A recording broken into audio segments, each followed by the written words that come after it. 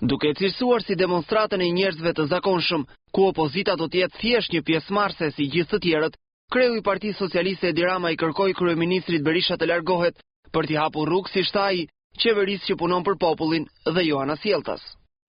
21 janari nuk është data e protestës radhës të socialistëve,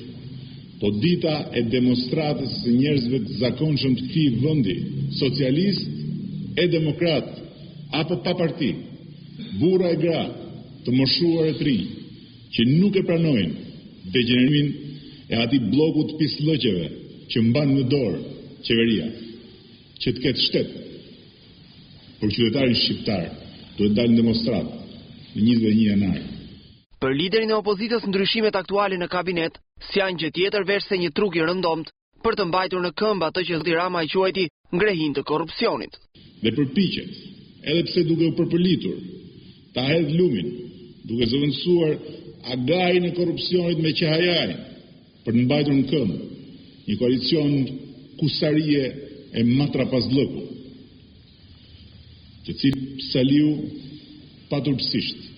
vazhdon e quan të suksesshëm, sepse në fakt koka e korrupsionit nuk është matrapazi Meta, po vetë i ashtu quajtur i kryeministër. Kryetari i Partisë Socialiste theksoi se 21 janari është dita e shqiptarëve që kërkojnë një jetë më të mirë për veten dhe familjet e tyre, dhe këtë, tha Rama, s'mund ta ndal dot as kryeministri dhe as shpura e korruptuar e njerëzve të tij. Saliu duhet të dorëzojë bllokun e neritshëm të pislëqeve që Shqipëria dhe bota mbar